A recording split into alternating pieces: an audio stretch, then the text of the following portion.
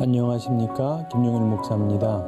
오늘은 제자도 두 번째 시간입니다. 예수님을 따르고 무서워하지 말라, 이런 제목으로 하나님 말씀 나누도록 하겠습니다.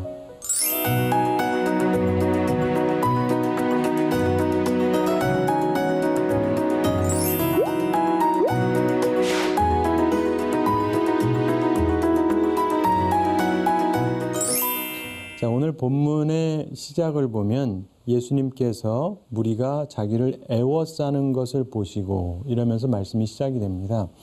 예수님을 사람들이 좋아하고 열광하는 팬들이 엄청나게 많아졌다는 이야기죠. 본문의 내용은 예수님께서 열광하는 이 팬들을 피해서 배를 타고 건너편으로 가고자 하는 그런 장면이 나오고 있습니다. 18절에 예수께서 무리가 자기를 애워싸는 것을 보시고 건너편으로 가기를 명하시니라. 그러면서 그 과정에서 세 가지 일이 생깁니다. 예수님께서 세 가지 중요한 말씀을 하시는 내용이 나오는데 우리가 배우게 될 주요한 교훈입니다. 우선 본문이 주는 첫 교훈은 예수님의 팬이 되지 말고 제자가 되라, 이런 교훈을 우리에게 주시고 있습니다. 우리에게 잘 알려진 명언 중에 클라크가 했던 말이 있죠. 소년들이여 야망을 가지라. 이분이 본래 기독교인으로서 꿈을 강조하느라고 그랬던 것입니다. 그런데 그가 본래 했던 내용이 이런 얘기예요. 소년들이여 야망을 가지라. 돈을 위해서가 아니라, 이기적인 성취를 위해서가 아니라, 사람들이 명성이라고 일컫는 쉬 사라지는 것을 위해서가 아니라, 사람이라면 갖추어야 할 모든 성취를 위해서 야망을 가지라, 이렇게 얘기했습니다. 내용적으로 보면 그리스도인다운 이야기를 한 것이죠. 우리는 이 비전, 이 꿈을 중시하는 시대를 살아가고 있습니다. 한 개인이 비전 갖는 게 중요합니다. 그리고 한 가정도 비전, 꿈을 갖는 것이 필요하죠. 교회도 그렇습니다. 사회도 그렇고요. 국가도 그렇습니다. 꿈이 없으면 망하기 때문에 그렇습니다. 그런데요, 이 비전을 우리가 잘 이해할 필요가 있습니다. 많은 사람들이 소위 멋진 비전을 갖는 것이 중요하다고 생각을 합니다. 그리고 아주 멋진 구호를 만드는 것을 중요시합니다. 그래서 기왕이면 많은 멋진 비전, 이걸 사람들이 좋아하는 경향이 있습니다. 그런데 정말 중요한 것은요, 비전은 많아야 하는 게 아닙니다. 말이 멋져야 되는 것도 아니에요. 단 하나라도 좋습니다. 정말 중요한 것은 내게 맞는 비전을 갖는 거예요. 하나님께서 내게 주신 사명에 맞는 그러한 꿈, 이것을 갖는 것이 중요합니다. 오늘 우리는 예수님의 제자도에 대해서 배우는 두 번째 시간인데, 오늘 본문에 보면은 두 사람이 나옵니다. 한 사람은 서기관이고 그는 소위 당대 선생님 같은 사람이죠. 성경을 잘 아는 사람입니다. 그런데 그가 예수님을 존경하고 따르기로 합니다. 그러면서 그가 말을 합니다. 19절을 보시면 한 서기관이 나와 예수께 아뢰되 선생님이여 어디로 가시든지 저는 따르리이다. 자, 이 사건의 의미를 좀 생각해 볼 필요가 있는데, 윌리엄 바클레이가 이런 말을 했습니다. 이 일 자체가 기적이다. 맞습니다. 왜냐, 서기관이 예수님을 따르기로 했다. 이건 기적과 같은 일이기 때문에 그렇습니다. 그가 가르치는 자예요. 요즘으로 얘기하면 신학교 교수 같은 사람입니다. 그런데 그 부분에서 예수님의 탁월함을 인정했다라고 하는 뜻이거든요. 이 서기관의 말이 아주 간결하지만 아주 확고하고 선명한 말입니다. 선생님이여 어디로 가시든지 저는 따르리이다. 아주 멋진 비전, 멋진 꿈입니다. 또한 멋진 구호예요. 아주 훌륭한 결심입니다. 그러면 다 된 것 같잖아요. 그런데 예수님께서 특이하게 답하십니다. 20절을 보십시오. 예수께서 이르시되 여우도 굴이 있고 공중의 새도 거처가 있으되 인자는 머리 둘 곳이 없다 하시더라. 자, 여우도 굴이 있고 공중의 새도 거처가 있다. 들짐승들도 자기가 거하는 보금자리가 있다는 말씀이죠. 그런데 짐승이나 새들이 즐길 수 있는 최소한의 여건도 예수님은 구비하지 못했다는 것입니다. 그래서 인자는 머리 둘 곳이 없다, 이런 말씀을 하십니다. 왜냐하면 주님께서 가시는 길은 장밋길이 아니기 때문에 그렇습니다. 자, 주님께서 물론 가버나움을 거점으로 두고 계시긴 하시지만 이제 곧 강을 건너시게 됩니다. 호수를 건너시게 되는데 건너셔서 이제 뭘 하냐면 가다라 지방에 가십니다. 거기 가면 귀신 들린 사람이 나타나요. 군대 귀신 들린 사람. 그래서 예수님께서 그 귀신을 쫓아내니까 돼지가 2,000마리가 집단으로 폐사되는 사건이 벌어져요. 그리고 그 지역 사람들이 예수님에게 떠나가 달라고 간청하는 장면이 나옵니다. 자, 그리고 나중에 또 예수님께서 사마리아를 지나가실 때 그들이 예수님이 머무는 것을 거절하기도 합니다. 사자들을 예수님이 앞서서 보냈는데 거기 있는 사람들이 예수님께서 예루살렘을 향해서 가시기 때문에 받아들이지 아니했습니다. 가시는 길이 편한 게 아니에요. 어떤 곳은 와서 묵지도 못하게 하는 거예요. 그리고 빌라도가 무슨 악한 일을 하였느냐? 사람들이 소리 지릅니다. 십자가에 못 박아야 하겠나이다. 이런 거를 앞으로 봐야 돼요. 그게 제자의 길입니다.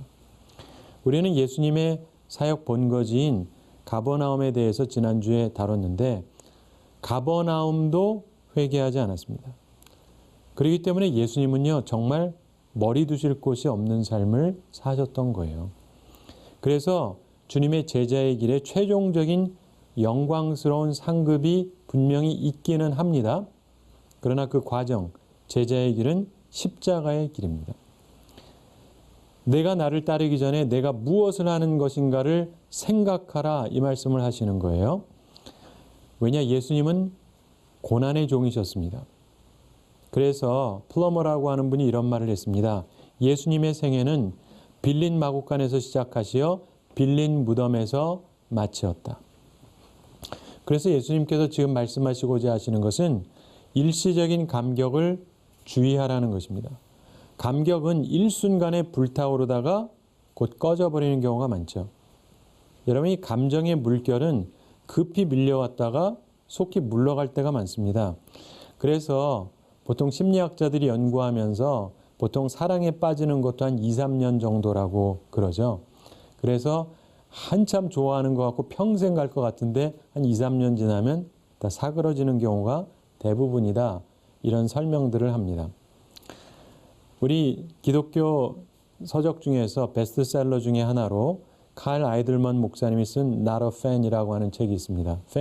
팬이 아니다, 뭐 이런 책인데 우리 한국어판에서는 팬인가 제자인가 이렇게 제목을 내셨습니다. 그분은 책에서 이런 질문을 합니다. 당신은 예수님의 제자인가? 그는 이 질문이 우리 인생에서 가장 중요한 질문이라고 주장을 합니다. 이분이 말할 때 많은 사람들이 제자가 아니라 팬이라고 얘기합니다. 이 팬, 한국에서는 팬이라고 그러죠.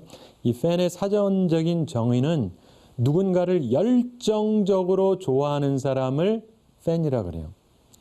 그래서 경기를 하면은 관람석에 앉아서 막 그 팀을 응원합니다. 아주 열정적으로 응원을 해요. 그러나 경기는 나서지 않습니다. 팬이기 때문에. 고함 지르고 응원하고 그래요. 그러나 경기를 위해서 뭐 희생을 하지는 않습니다. 게다가 응원하는 팀이 한 번 지고 두 번 지고 세 번 지고 계속 지고 그러면 좋아하던 마음이 서서히 식어요. 그리고 심지어는 다른 팀의 팬이 되기도 합니다. 그래서 이 목사님이 이렇게 주장합니다. 예수님이 원하시는 관계 중에 스타와 팬의 관계는 없다. 그러면서 오늘날 교회의 가장 큰 문제거리는 스스로 그리스도인이라고 말하지만 정작 그리스도를 따를 생각은 추호도 없는 팬들이 문제다. 이렇게 얘기합니다. 일리가 있는 얘기입니다. 일시적인 감격이 나쁜 건 아니에요. 좋은 감격이니까. 그런데 사람들은 앞에 있는 작은 장애물을 만나도요, 굉장히 힘들어합니다. 예수님께서 그것을 말씀하신 것입니다. 오늘 본문의 서기관도 아마 예수님의 팬이었을 거예요. 분명한 열정적인 팬이었겠죠. 근데 예수님께서 말씀하시는 게 있습니다. 자신의 행동을 잘 이해하고 실행하라는 거예요. 예수님의 제자는 십자가를 져야 됩니다. 가장 사랑하는 가족이라도 버리고 따를 수 있어야 됩니다. 그리고 가난한 자를 위해서 소유를 나누어 주고 따라야 되고 예수님께서 하시는 말씀은 결국 이런 말씀이랑 비슷한 건데 나를 따르고자 하는 것은 잘 알고 있다. 그러나 그것을 실행할 만큼 정말 나를 사랑하는가? 예수님께서 이 사람의 열심을 꺾으려는 게 아니에요. 단지 현실을 무시한 열심은요, 불꽃으로 계속 타지 못합니다. 여러분, 이 신앙의 길, 제자의 길은 안일한 길이 아닙니다. 그래서 희생을 각오하셔야 돼요.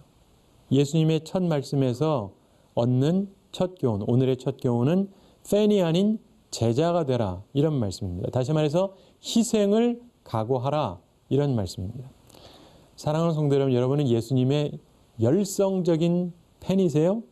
아니면 진짜 제자입니까? 과연 말처럼 어디로 가시든지 따르겠나이다. 말만 그렇습니까? 정말 어디로 가시든지 따르는 사람이 되기를 바랍니다.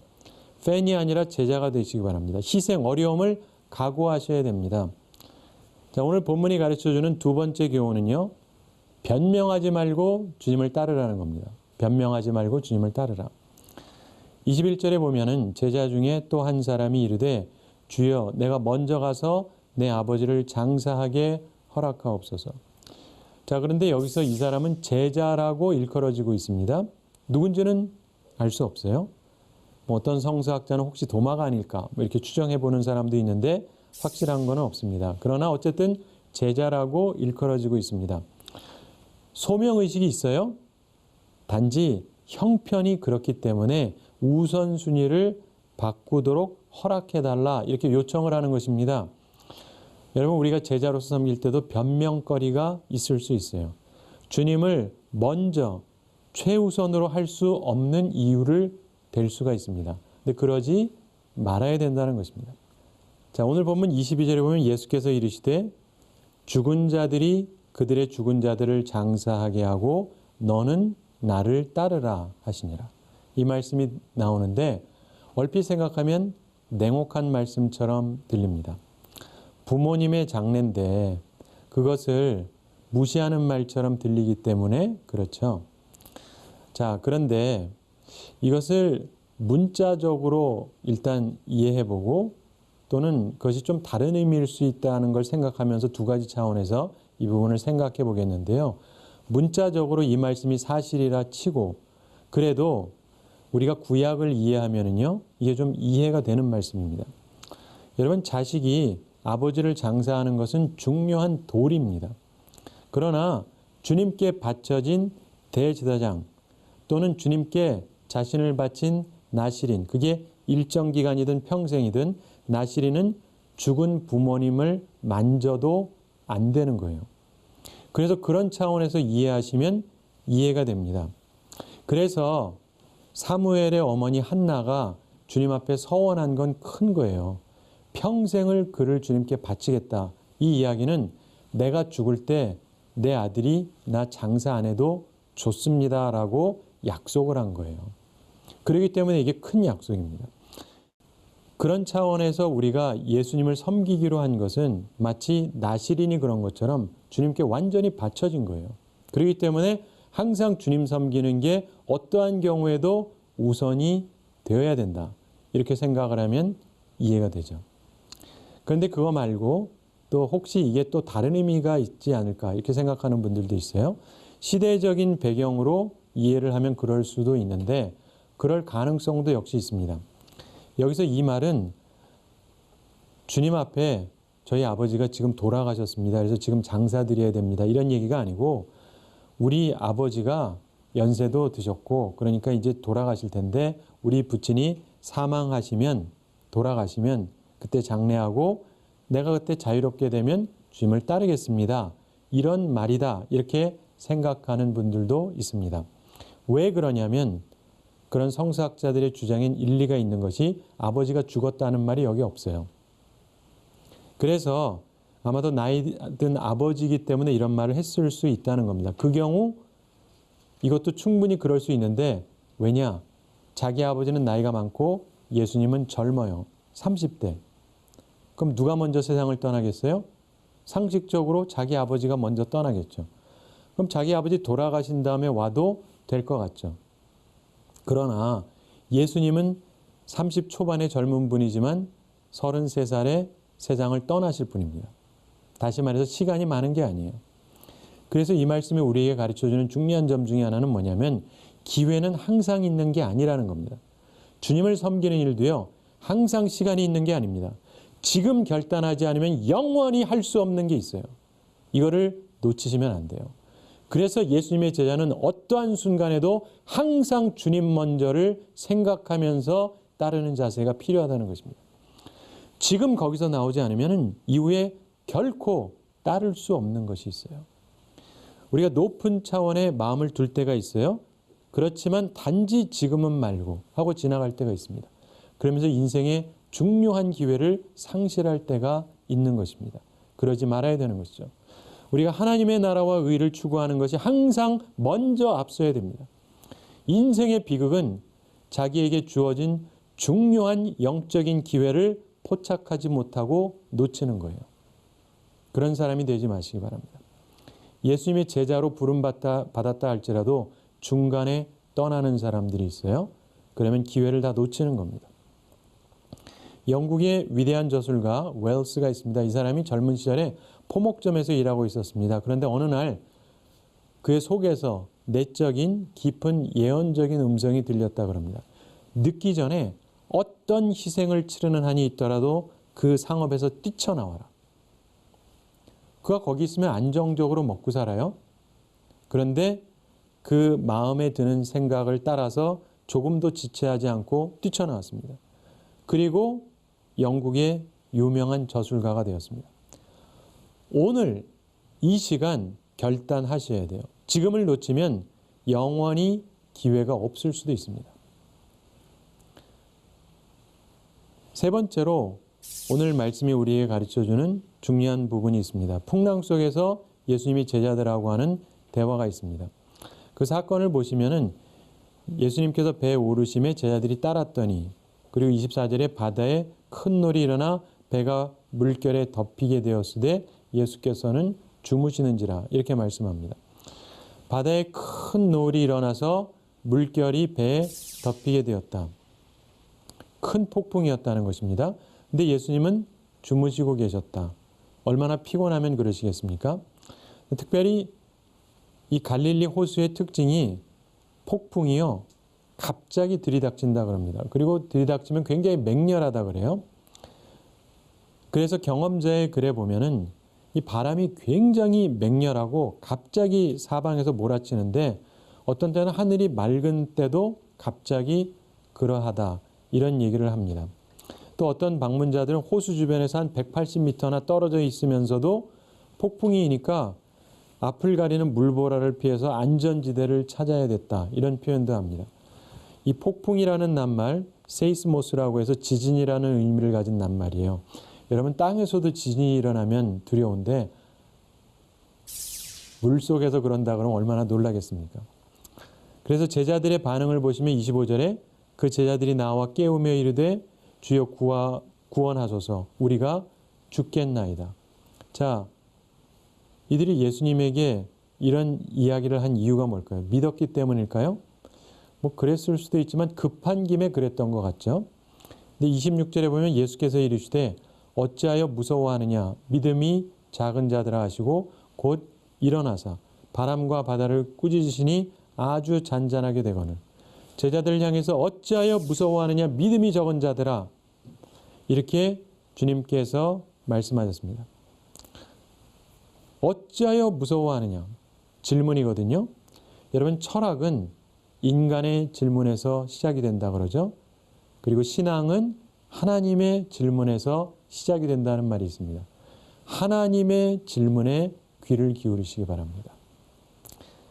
그리고 예수님께서 바다와 바람을 향해서 일어나셔서 꾸짖으세요. 그러니까 아주 잔잔하게 됩니다. 그러니까 사람들이 놀랍게 여깁니다. 27절에 보면은 그러면서 이가 어떠한 사람이기에 바람과 바다도 순종하는가 이런 얘기가 나옵니다. 이것은 단순히 기상적인 폭풍을 잔잔하게 하신 것만이 아니에요. 물론 그것도 하셨지만 예수님께서 계신 곳에는 인생의 폭풍이 잔잔해진다는 뜻입니다.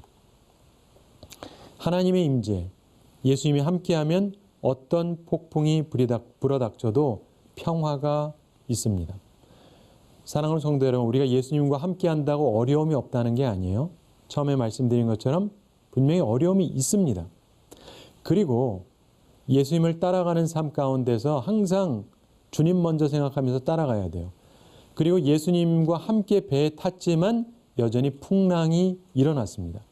예수님이 우리와 함께해도 어려움은 있을 수 있어요. 주님이 우리와 함께 하시면 어려움이 하나도 없다가 아닙니다. 어려움이 있어요. 단지 중요한 것은 주님이 우리와 함께 하시면 모든 어려움을 잠재우실 수 있다는 것. 이걸 믿으시기 바랍니다. 여러분, 바다에서 상어 그러면 겁날 게 없어 보이는 존재지 않습니까? 그런데 그 강한 상어인데 대신 상어한테는 불에가 없습니다. 공기주머니가 없대요. 불에 이 공기주머니가 있어야 지느러미를 움직이지 않아도 원하는 수심에 이렇게 머물러 있을 수가 있는데, 근데 상어는요, 불에가 없습니다. 그래서 움직이지 않으면 그냥 깔아앉는데요. 그래서 상어는 태어나서부터 죽을 때까지 계속 헤엄을 친다 그럽니다. 그래야만 하기 때문에. 심지어 잘 때도요, 꼬리 지느러미를 계속 움직인답니다. 그게 상어가 살아가는 방법이래요. 사랑하는 성도 여러분, 우리가 상어는 아니지만 우리에게도 꼭 필요한 게 있습니다. 그것은 믿음으로 사는 거예요. 믿음으로 사는 것. 우리는 세상을 두려워하지 말아야 됩니다. 두려울 만한 게 없어서가 아니라 두려울 만한 게 있죠. 그러나 불신으로 겁내지 마세요. 주님을 믿으셔야 됩니다. 믿음으로 사셔야 됩니다. 우리는 태어나서 죽을 때까지 믿음으로 살아야 제대로 살 수 있는 것입니다. 그래야 우리가 살 수 있어요. 상어가 지느러미를 멈추지 않고 헤엄쳐야 되는 존재인 것처럼 우리는 믿음으로 살아가야 돼요. 기도하면서 믿음으로 움직여야 됩니다. 꼭 그렇게 사시게 되기 바랍니다. 결론적으로 생각할 게 있습니다. 나는 팬이냐 제자냐? 정말 희생, 어려움, 고난 이거를 각오했느냐? 십자가를 매일 지고 가느냐? 그런 분이 꼭 되시기 바랍니다. 그리고 제자로 따르다가도 혹시 변명하지 않는가? 따를 수 없는 이유를 대지 않는가? 그러지 마세요. 우리에게 진정한 기회는요, 항상 있는 게 아니에요. 주님을 위한 결단, 항상 매 순간순간마다 하시면서 따라가시기 바랍니다. 그리고 혹시 나는 무섭지 않은가? 주님이 함께함에도 불구하고 두렵고 떨리고 그러지 않는가? 믿음으로 사는 우리들이 되기 바랍니다. 담대함으로 풍랑 속에 서 있는 우리들이 되기를 바랍니다. 한 가지 이야기 말씀드리면서 오늘 말씀을 마치겠습니다. 존 프라이스라고 하는 사람이 미완성 비유라고 하는 제목의 글을 썼습니다. 이런 얘기예요. 한 남자가 결혼을 했는데 신혼여행 끝나자마자 사라졌답니다. 그리고는 여러 달 후에 어느 날 나타났어요. 그러니까 신부가 화를 내죠. 그랬더니 이 남자가 이렇게 말하더랍니다. 왜 화를 내시오?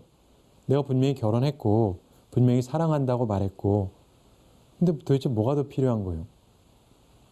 두 번째 얘기, 한 아이가 학교에 입학을 했답니다. 근데 입학식 다음 날부터 학교에 잘 나타나지를 않아요.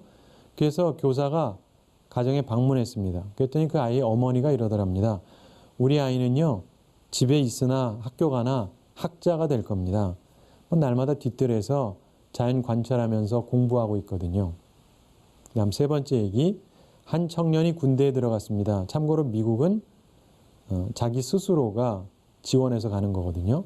그런데 충성서약을 마치고 나서 그 청년이 사라져 버렸답니다. 그러다가 헌병한테 체포되었을 때 그 청년이 이렇게 말하더랍니다. 내가 15살 때부터 총 쐈어요. 전쟁남 나 부르세요. 내가 당신들보다 훨씬 날 테니까. 자, 이러면서 이분이 이런 글을 씁니다. 어떤 사람이 예수를 믿기로 했습니다. 그러면서 글이 끝나요.